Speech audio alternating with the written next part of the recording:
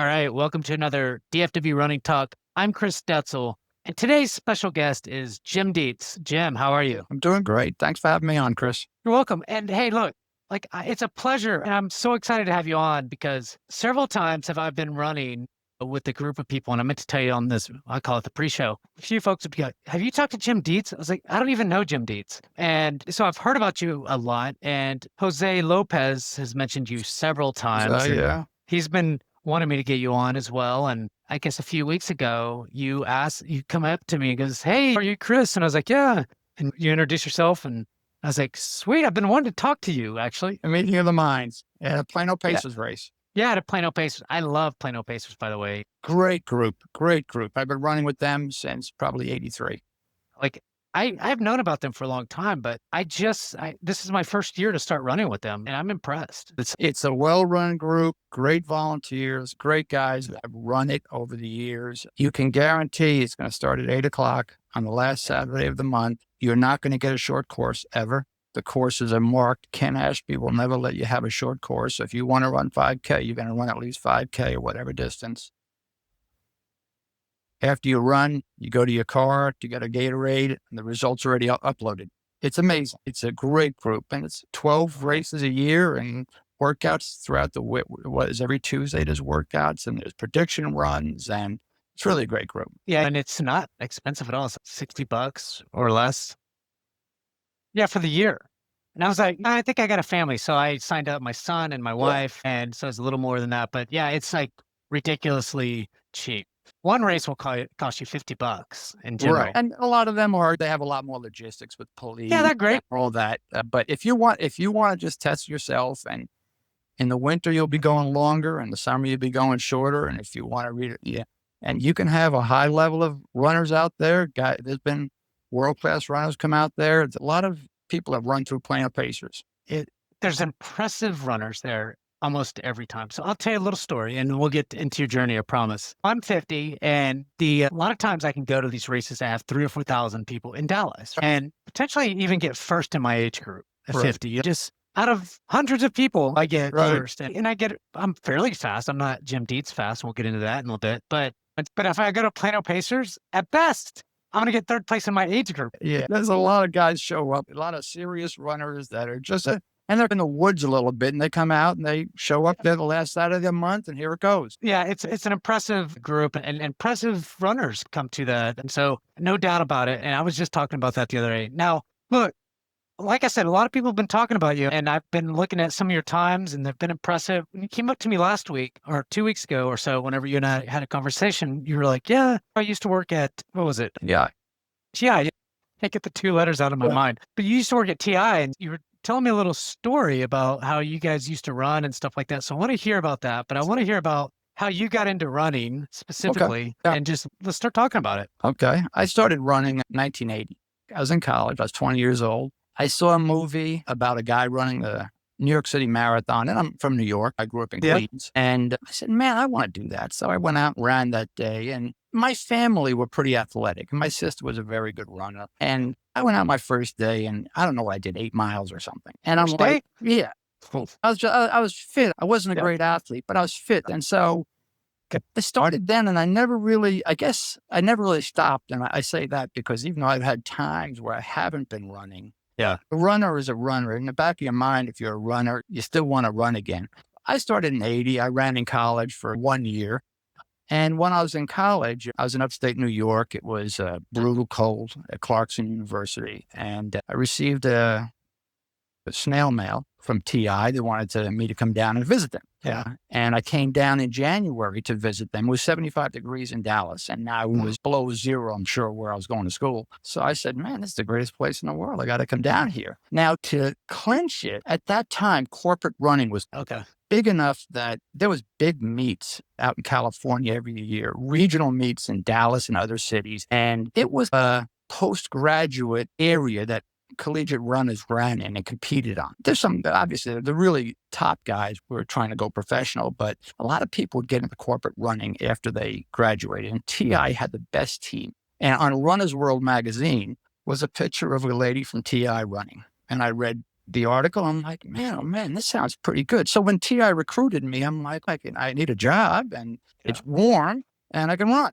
And It's a good company too. it's a great company, great company. And so I took the offer, came down, and it was a couple of days after I started. I went over to the Texan Activity Center, and TI had leagues and clubs for everything back then. I started running at lunch. I'd run like usually 7 miles at lunch. And the amount of talent at TI back then, distance running, sprinting talent, it was legendary. We'd have workouts at lunch there was guys who were all Americans. I was one of the slackers in the club. I was like a 4:16 miler. And there was, 16. that That was was fast back then. Really? It's still fast. but you had Jeff Roth. He'd been a 402. I don't know if you ever heard of Jeff Roth. Jeff's still in the area. Oh, yes. Okay. Yeah. His son even was a great runner, but I think he came in second in the Dallas Marathon once. And so he was out of college, and we had another guy, Danny Lyon, who I think was All-American in 10K. So a lot of times these guys would show up at lunch and we would just go after it every day at lunch, workouts that I can't even imagine now. And it was fun. Well, that's what it was. Yeah. Then you would go to corporate events. There'd be a national meet out in California where there'd be even greater talent at Stanford. This is all sponsored by TI.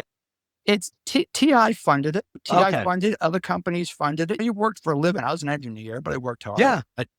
They would fly us out there and put us up. And there'd be other things throughout the year. There was called the Manny Manufacturer Hanover races, which then became Chase races, where there'd be regional championships in Dallas and around the world. And the winning team would fly to New York City and run a race in New York City, Park Avenue or something. I feel like TI is like was before their time. Like they were just really doing some cool things. Yeah, there was other clubs like that, but TI they had somebody that I believe what they had was an attitude of healthier workers are probably better for the bottom line. They're better workers. A lot of times I'd be running, and I'm an engineer, and I'd be trying to figure stuff out, and I'd figure it out while I was running. So that break in the morning to the afternoon, 100%. So that was, we had a lot of talent on that team. And there's one memorable race to make the traveling team in some of these distance races, though, they'd have time trials. And how they fun. Once had us go to Plano Pacers when it was up on Jupiter Road, back when Jupiter Road was as far north as anybody went. And we went to a Plano Pacers race, and the top 10 people in the race were from TI because it was a time trial to see who was going to make the team. So it was like a war. So it was a lot of fun. And there was a lot of talent around the DFW area besides TI back then. But that's how I got started. And I just ran a corporate event. I'm retired now, but I just ran a corporate event for TI in May down in Houston. So it's still going on. You started and finished at TI, like your career? That's what I tell people. Oh, okay. And what I mean by that is I worked at TI in 82 to 97. And then TI got out of the defense systems. So they sold that to Raytheon. So I was transferred to Raytheon, and I was there for 2.5 years. And I came back to TI in 2000 and was there until I retired. Okay. So pretty much. My employee number never changed. And I think I was a TIer my whole life. Yeah. Pretty much, besides the 2 years. And I don't know, like the difference, I'm sure there's a big difference between Raytheon and TI. It's still a big defense. Yeah. And TI was huge in defense before the Cold War ended. Got it. I think we had one time had 30,000 people working on defense, if you can believe that. No. But everybody was doing defense back then. So that's a little bit of my early career and how I got involved in Dallas and how I started meeting a lot of the people and stuff like that in Dallas. What kind of races was kind of your specialty back then? What did you kind of focus on? Yeah, the mile and and I'd run your best 10Ks and stuff, but back then mile was big. Maybe 5Ks started to get big. They started to get big I'd say before probably 83 or so. Yeah, you had 10Ks were really almost every 10K or a 5 mile or 8 mile or 8.2. Sometimes it'd be odd distances. Like the turkey trot was 8 miles, right? Yeah, still still going on. Yeah.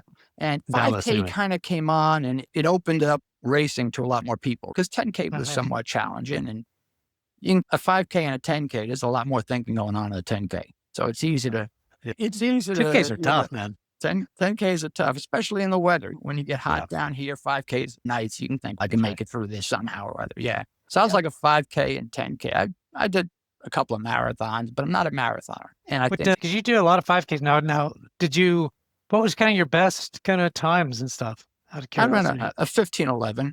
Okay. Well, Yeah. pretty Yeah, when I impressive. was younger. You're still killing it. Like you're hitting 18s and stuff Yeah, faster. I'm I mean, still how old are you? Like 65, right? 65, yeah. Yeah. And you're still hitting 18s and better. I go into 17s when I'm in shape. Exactly. That's So, great. but I do, How do you maintain that, man? it's, this is, what do you say, not suitable for anybody else. My training style is not what you recommend to people if you're a coach. Right. Okay.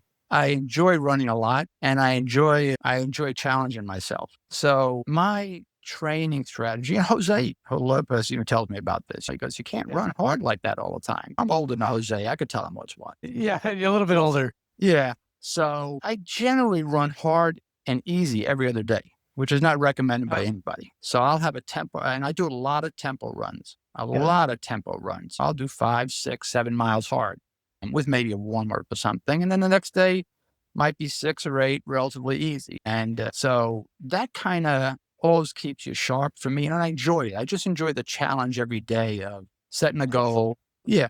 I don't do, back in the day when I was younger, I would do a lot of track work. I go to the track, but I don't do track work now. I go to the track to set pace, and I can understand my pace pretty close, but I don't do a lot of quarters and stuff like that anymore. I do a lot of what's called fartlek, which is just maybe run a 5,000 on a track with the first 1,000 hard and then a 100-meter relative break where you drop back 10 or 15 seconds a mile pace and then you pick it back up again and just do these types of workouts just for, I enjoy it. So that's where my being able to maintain my pace comes from, I think. Just doing a lot of stuff like that. Well, let's go back. So in your 20s, you ran a lot with TI, and did they continue on with these races for a while? Oh, sure, sure. They were going strong until 2000. It was still big in 2000, in early 2000s, and then maybe mid to late 2000s. And then they don't have national meets anymore. They do have regional meets, like I said. There was a Houston meet in May down in Houston with TI and other teams down there, but it's not nearly as big as it was. Although they still have the P Morgan Corporate Challenge. I think that was just a couple of weeks ago. And then if you are in that, your team does well, you still go to New York City for a meet. They still have that. Yeah, they still have it at a lesser level, but it was really big. You would get Well, there's so many out there now, so it's hard yeah. to kind of There's a lot compete of with there's a that. lot of options now, right? There's Yeah. a lot of other different things to do. The cycling wasn't as big, I'd say, back in the day. Now. It is now. Lawns and stuff weren't really big, and trail running, I'd say, wasn't as big. So now all that stuff is these alternatives to athletes for people to challenge There's all themselves. kinds of things out there. I love it though. I think that's great. And it does seem so, correct me if I'm wrong, because I feel like, and maybe it's just because it's my generation, and I just don't know because of what you just said, but it feels like there's been an explosion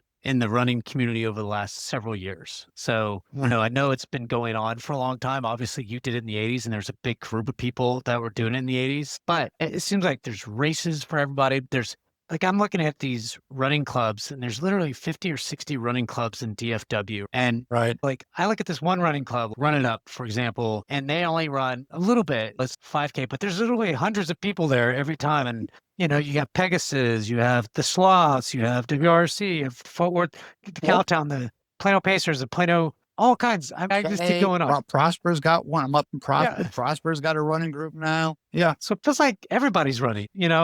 I think it is.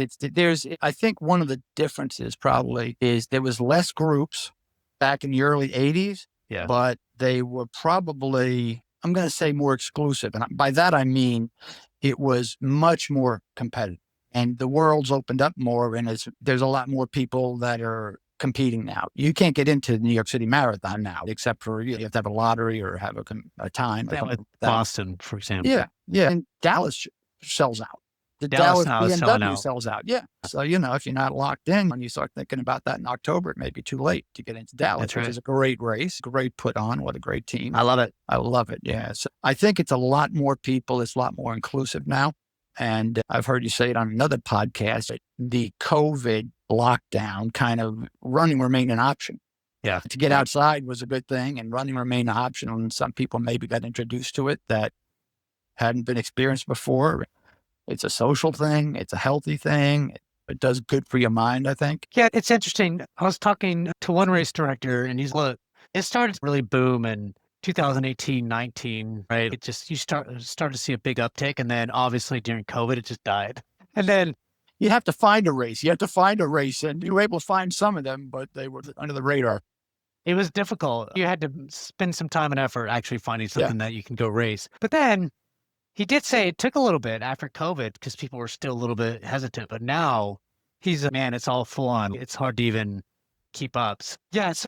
As you look at then, so you were running 5Ks, miles, and stuff like that. Did you ever get down to what was your best mile? Was it the 416. Yeah, 416? Okay. 416. Yeah. Yeah, that's a tough one. They just did the marathon or the trial. What was it? The deal to go to Tokyo this weekend. I don't know if you watched that, the Olympic kind of stuff. No. You saw that kid? Yeah.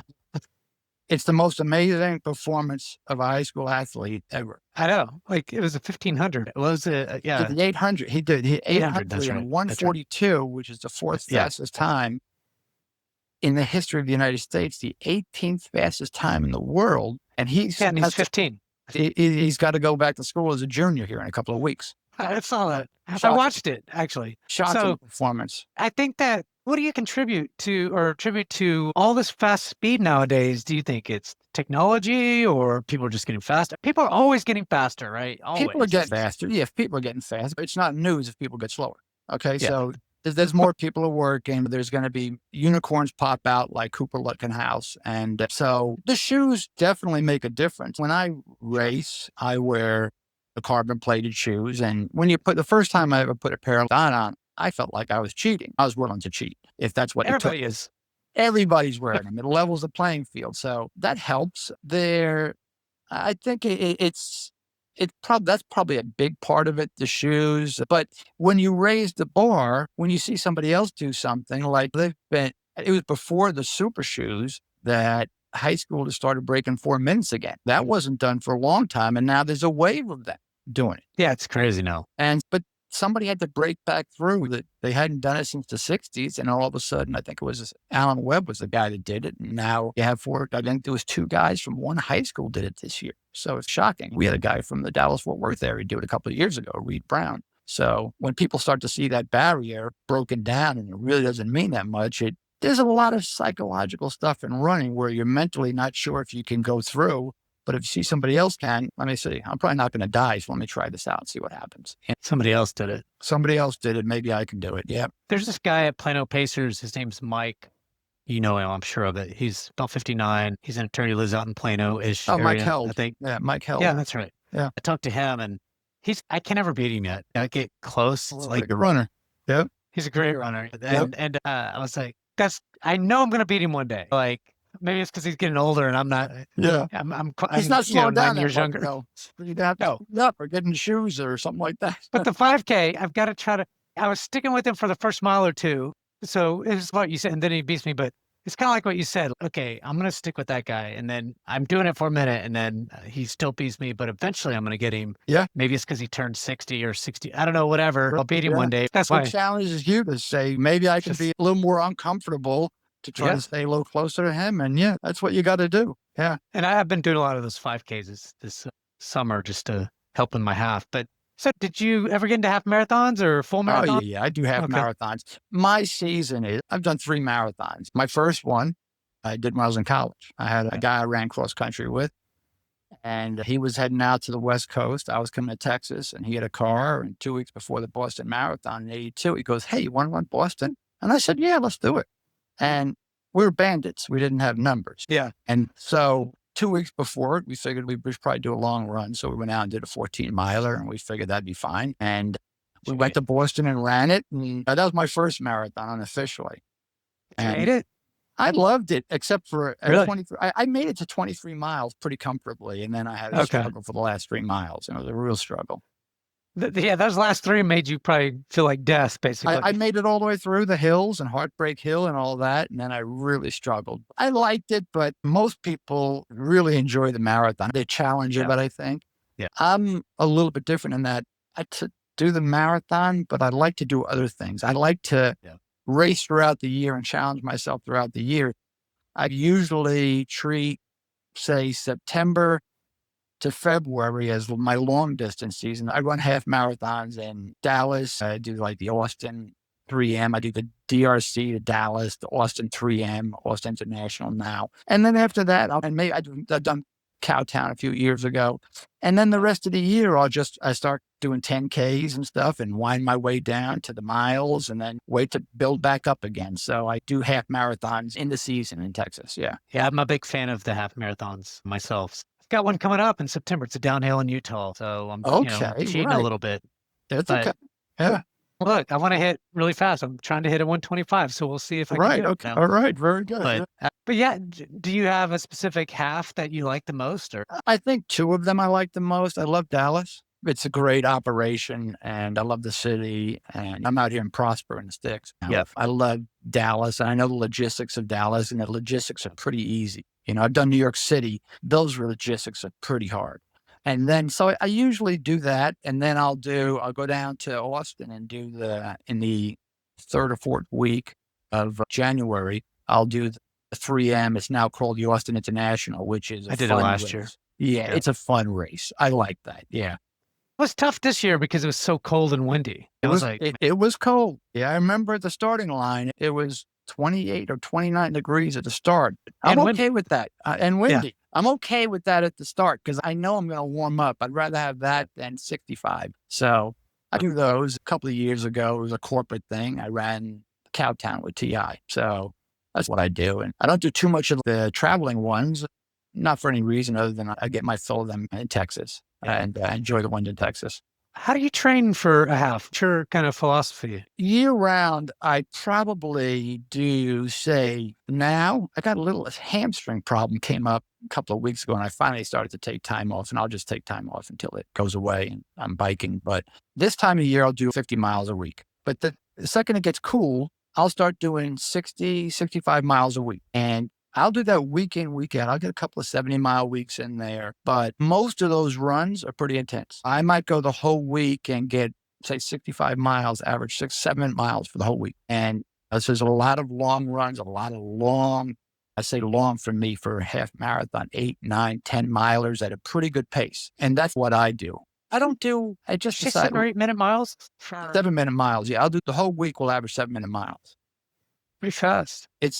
That's the answer to your question. That's what I Yeah. do.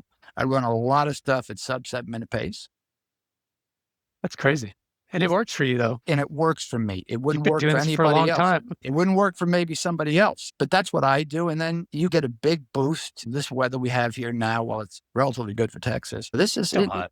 It's still hot. And the big thing is the dew point, humidity. But the second that dew point drops into the 50s, the 40s, all of a sudden everything feels great. And so you get that boost. And then if you've built a nice base in the summer, you naturally just have to stretch it out a little bit. But I don't do 20 milers. I rarely do stuff over 12 miles. Rarely. I don't need to. I feel like I'm similar to you. It's funny, not exactly because I don't run that fast on all of my miles, but I like the idea of 10 miles being my long run. I think you could do half marathons on 10 milers. It's no problem. I do too. Yeah, I'm running 40 miles a week. And for me, that's going to be enough because I remember I can go run a half marathon pretty quick every month if I wanted to. That's the thing about halves. You can do that. Yeah, exactly. K or 5K for sure. You can just go every week. You go every maybe week. Twice. Yep. Yeah, I know. I do. I know. I'll run 2 hard 5Ks in a week. No problem. Yeah. But you can do that, and I think it's successful. Yeah. So now, when you go to some of these races, are you trying to win them, or when you're? I'd say tough, but yeah, I don't try to I don't try to win.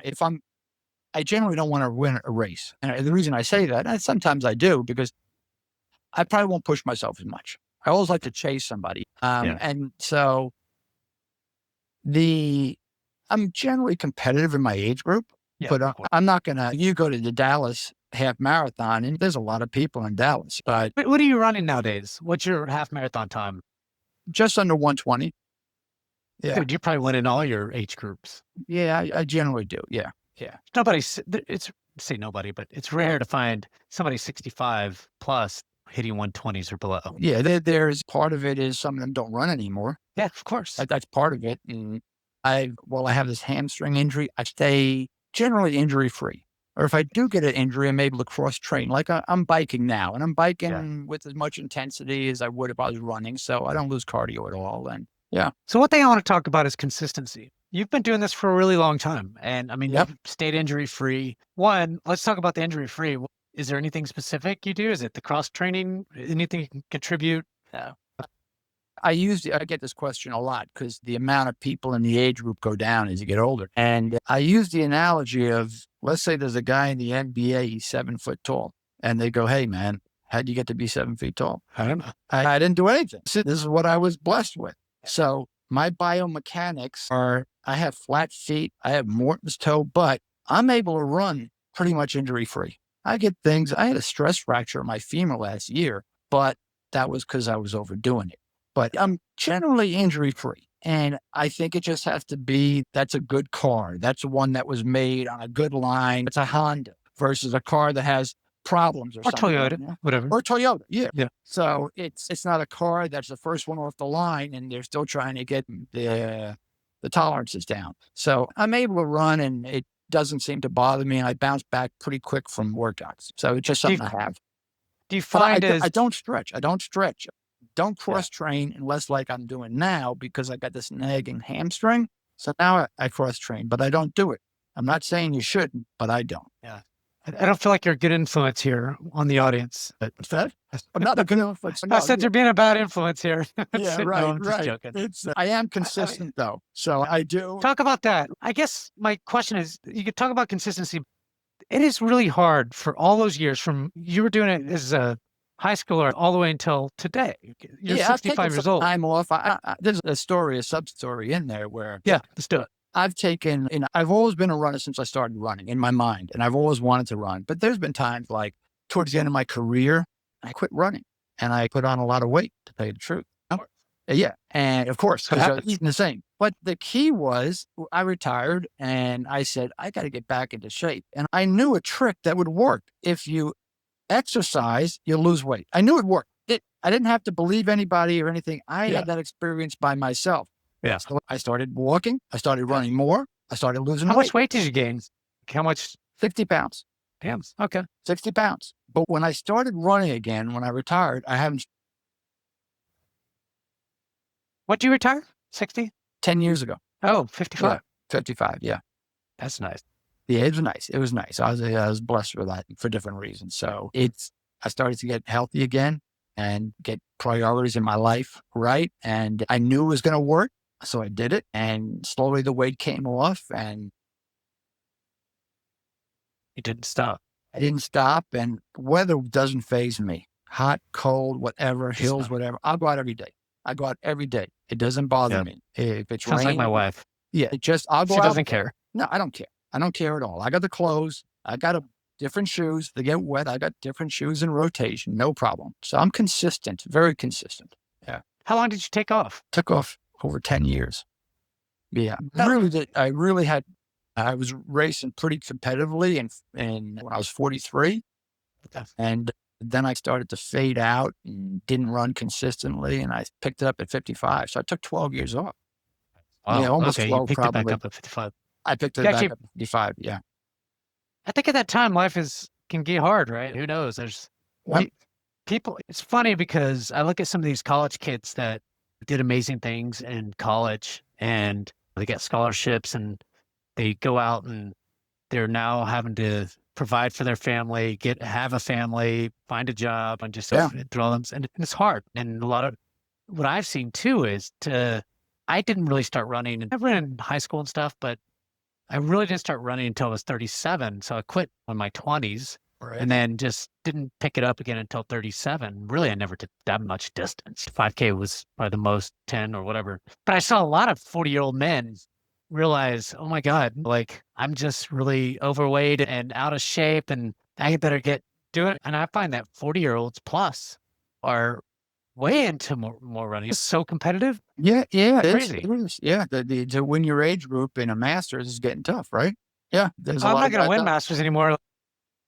Every time you flip over that 5-year barrier, you got new hope, right? 50, 55, Now it's all 55. right. We'll get a chance at the 50s. Yeah, yeah. But so that's interesting. So the consistency for you, You took off 10 years, which is quite a bit, but how do you feel now? I know you're slightly injured. Sounds like you're slowly getting injured every now and then. Like last year you're injured, now you're Last slightly year was injured. overused. This year, I just turned 65, so I was pretty intense this spring, very intense. Okay.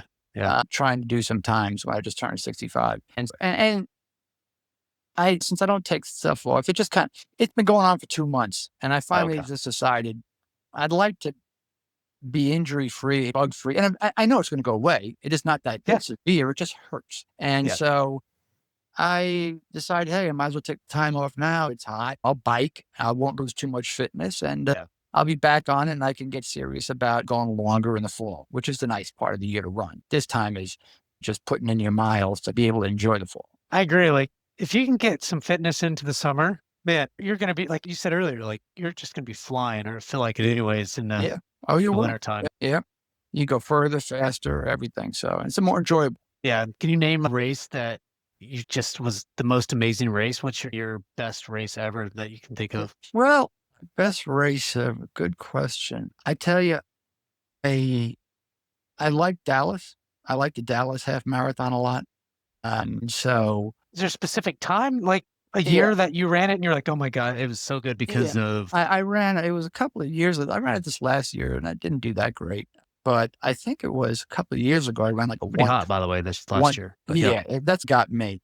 Maybe it was 2 years ago or 3. I ran like a 120. It was 3 years ago because they changed the course 2 years ago too, and it was Yeah. longer. So it was 3 years ago. I think I ran a 120:23 or something. And I felt strong finishing. And even though I've done faster than that down in Austin, Austin's a downhill course. Yeah. So I think that was a great race. I think I had a good build up. It was probably good weather. And I never felt like I was running out of gas. I was strong all the way to the end. I probably finished pretty strong.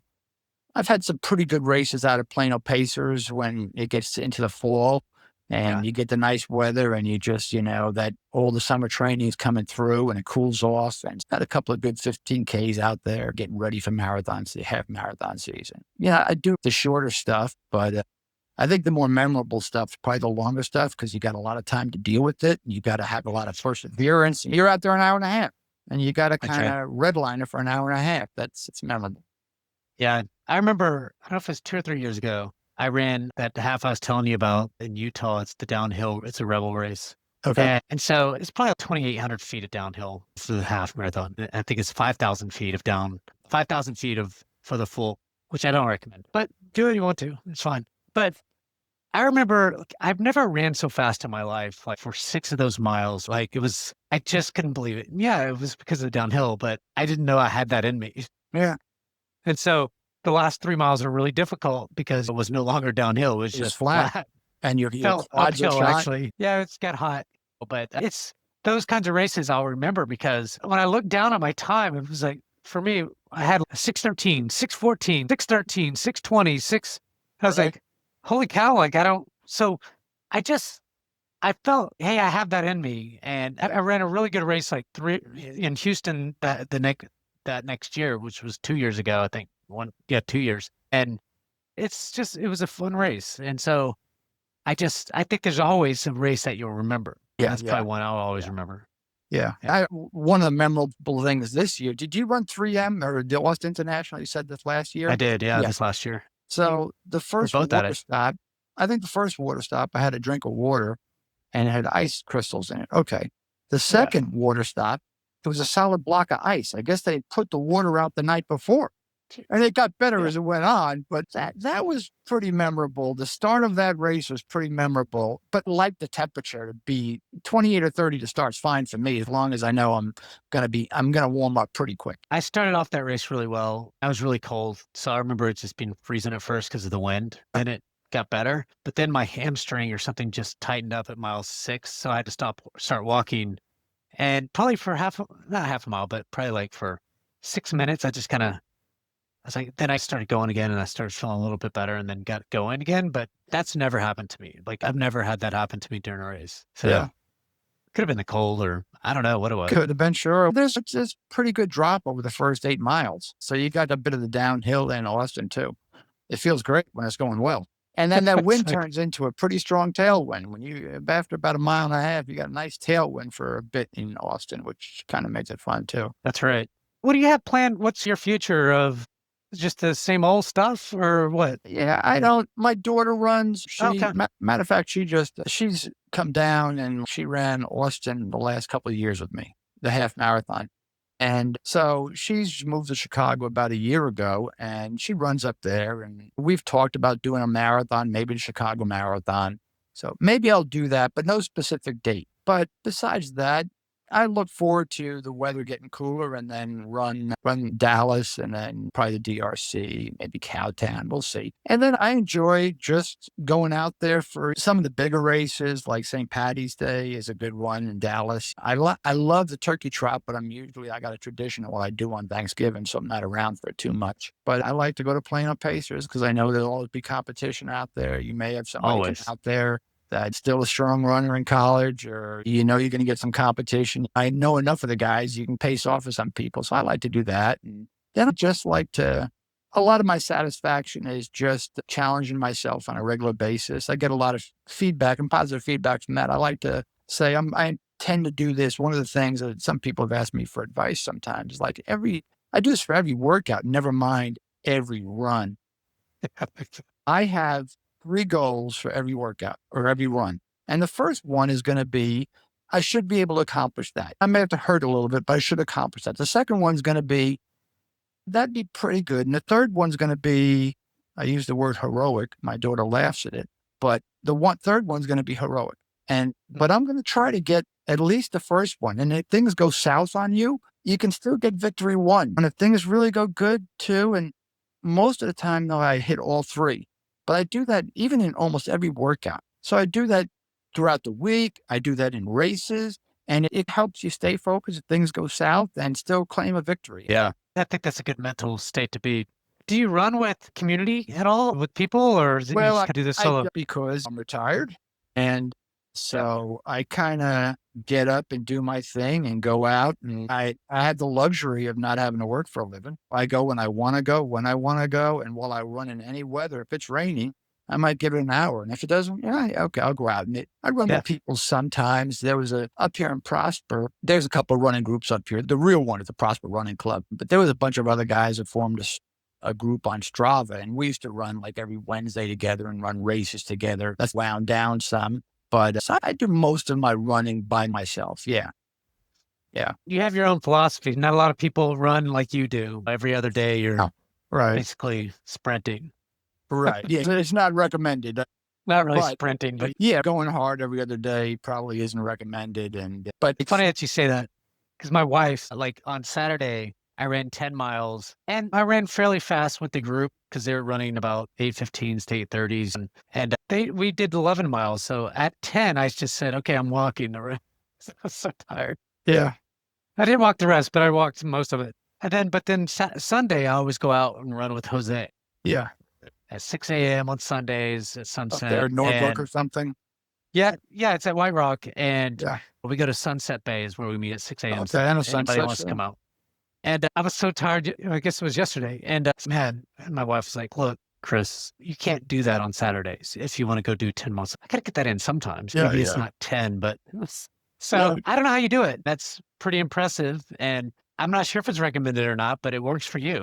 It works for me. And there's probably, I wouldn't coach anybody to do it, but it's what I've been able to do. And I enjoy it. And I enjoy the process as much as anything. Like you said, what races you looking forward to? I enjoy running. Yeah. I think it's good everybody have something they can do, whether that's running, cycling. I could see how cycling is you can get into cycling a lot. I Yeah. like it when I cycle, but I usually only cycle when I'm injured. I feel But like it's dangerous. I like to cycle, but here in Dallas, yeah, out here in Prosper, it's a little bit less dangerous, I think. Although I ran on I biked today on a lot of trails. It's good to have something to do. And the running for me, it's the process that I enjoy as much as anything else. I enjoy racing. I enjoy just doing it every day and challenging myself every day. So I have another question around kind of age, right? Like, Yeah. so you retired at 55. And Right. I've seen a lot of retirees not find something that interests them. And obviously you found running. How important do you think that is? Not just run, whatever it is. I feel like a lot of people retire and they don't have anything to do afterwards, and then Yeah, they get yeah. bored. Like my neighbors are watching TV all day. I No, don't know, and I don't know what the hell they're doing, but they're bored as hell. You can tell, and I'm like, I'm pretty busy all the time. yeah, I think what I do is I get to do some of the stuff now that I wish I could have done early, which includes I love reading. I read the Dallas Morning News. I read the Wall Street Journal every day. I read The Economist. I'm pretty involved in my church. I work with the kids at the church. I do work around the house, probably not as much as my wife wants me to do, but I do work around the house. We just got 2 puppies. I don't know why we got them, but we got 2 puppies a couple of months ago. And they're a handful. oh, Puppies, Australian Shepherds. I say they're oh my puppies. I goodness, just weighed them a few minutes ago. They're both 50 pounds already. Now, there's all the stuff for me to do. I have stuff to do all the time. Very little of it involves watching TV. I love So that. That's I great. look, so I'm never bored. I've been just recently, I've said, let me get into AI a little bit. And I don't have to do it for a living, which I know everybody does now, but I use AI to write code that I use in a program to program stuff because I I love want to that. see how efficient can it write code. It's perfect code, error free, It's pretty no good. problem, pretty good. I like to keep on learning and I like to know what's going on in the world and see how the sausage is made in the world, Yeah. even though I don't have to Well, do it you're an anymore for a engineer, living. man. That's just Exactly. That's what I they get were that. interested in. Yeah, Yeah. we'd like to see how things connect, even if we don't have to do them anymore. I like to know how pushing on this, the Fed doing this, or the unemployment doing this, or whatever. I like to see how the world's connected around the world and with people. Yeah, I get that. Some people, I've had some friends that have retired and go back to work. I haven't really felt that nudge yet, and I don't think I'm going to. You now you have a whole entire life of being busy doing different things that Yeah, you yeah, probably have to give up that you might not right. want to give up. It'd be So tough. It'd be tough to do. yeah. I've got my routine right now that fills it out in the day. So, yeah, I guess you have to, maybe it's without being philosophical, you have to find out what your values are. And while I worked hard in my career, there's other things in life that matter. So I wasn't completely tying my self worth to my career. So I'm satisfied with other things that give me value and that I could contribute in the world. I love that. And I know it's not about running, but I was very curious because I want to retire when I hit closer to 55 for sure. So I think I'm close. We'll see. But is there anything that I didn't ask about your running kind of career that I should have asked or that you're like, "Oh, I want to talk about this or anything I missed that you can No, think of?" I mean, it's a great community in Dallas. Less right now, I used to regularly drive down to White Rock Lake, even though it was Yeah, a long drive from Prosper. pretty long. Because early in my career, I lived in Dallas and I worked in Dallas. And I even once had an assignment where they sent me down. I worked at Gaston Avenue at what's now the Tom Thumb over near the Spillway. I worked Yeah. down there in a building. It was a TI building back then. So I ran at the Was lake it? every day. Okay. Okay. That's I knew awesome. the Lakewood. I knew I ran at the lake. So I still would go down to White Rock every couple of weeks or something. And without fail, I see somebody at White Rock that I know running, Yeah. which is pretty cool. No matter what the day of the week is, I see somebody I know. Now, for me, I shouldn't give away this secret because it'll change, but I live in Prosper. And so I do a lot of running out in the PGA Frisco. Have you ever heard of Oh, PGA nice. Frisco? It is I nice know they're running out there. Yeah. And there's hardly anybody running out there right now. That's why it feels like it's my own place to run. There's a few people, but there is not too much. But I miss going to White Rock and seeing somebody, no matter what, I would see somebody. On Sunday, I know where there's a group of guys that yeah. running a TI. When I started running a TI, they're still at the same place at Big Thicket. Yeah. Jose and the group going to be up there at Norbuck or now Sunset. Yes. You Yeah. always see somebody out there, and that kind of keeps you tied into the community. And I think that I've been doing it for 45 years, and I can just go down to White Rock Lake tomorrow and see somebody I've known maybe 30, Sure. 40 years ago. But that's pretty cool. Or a young person. And I enjoy seeing the young guys because there's a lot of talent in the high school and the collegiate level in Dallas area too. I like seeing them succeed. So that's pretty cool. There's one thing I wanted to bring up. I brought this up in a couple other episodes, but because you hit on it, was when somebody does something, then everybody wants to do it. This guy, Matt Campbell, he has this group called the Sloths or Oh, the Completely sloths, yeah, Sloshed. sure. And Jennifer, and Brettel, and yeah, those guys. Yeah. all those guys. And one of the goals that he set for him specifically is to hit under 2 hours and 30 minutes for the marathon. There's not a lot of people that do it in Dallas. I'm not saying there's not any, but there's not a lot. But he wants, and he goes, if I do it or somebody in that group does it, then everybody else is going to do it. I think that's true. I think it's true. And Yep. and it's just an interesting kind of thought. I was like, that you said it. You just said it earlier, and a lot of people say it. And I think that is so key is that once somebody does it and a community of people do it, then we'll have a lot of people in Dallas doing it. That's right. There's a few, right. I but mean, there's not a lot. you have a good group of people in Dallas, women-wise, that are Olympic trials. Like 4 of them. Yeah, that I know of, or more, actually. Jennifer Pope and a woman named Rena. You probably don't know her, but this woman has 11 kids or 9 kids. And she's running 237s, 234s. Yeah, pretty impressive, right? Yeah, I know when my daughter was in Fort Worth, she was with the group of women over in Fort Worth. There's a lot of talent over at Fort Worth. Oh, there's a lot. Yeah. So there's one person sets the standard, and somebody else. I train with them every day. Why can't I do it? You probably can. So it's one thing leads to another, and the barriers. What was a 4-minute mile? A mile was arbitrary. 4 minutes was arbitrarily. But got broke, and now they're running 3:43. So they got high school kids that are on 4, no problem. So I know. It's one thing will lead to another, and that's the beauty of it. You have an Olympic. You have a 15-year-old in the Olympics, basically, almost. 16, yeah. But Cooper, I thought it was 15, right. 16. Yeah. He only looks like a 22-year-old. He looks like a man. He's fantastic, though. He's got a good future potentially ahead of him. Just to stay healthy. Jim, this has been really good. Really appreciate your time, and I had a lot of fun. Hopefully you did too. I did. I appreciate it, Chris. I appreciate what you're doing. So keep it up. And it's a good way to just share and people know each other and understand a little bit of the history as well as get motivated, I think. So it's a good job you've done. Thank you. I'll keep it up. And thanks everyone for tuning in to another DFW Running Talk. Don't forget to subscribe to our newsletter at dfwrunningtalk.substack.com. Until next time. And Jim, thanks again. Thank you. Bye.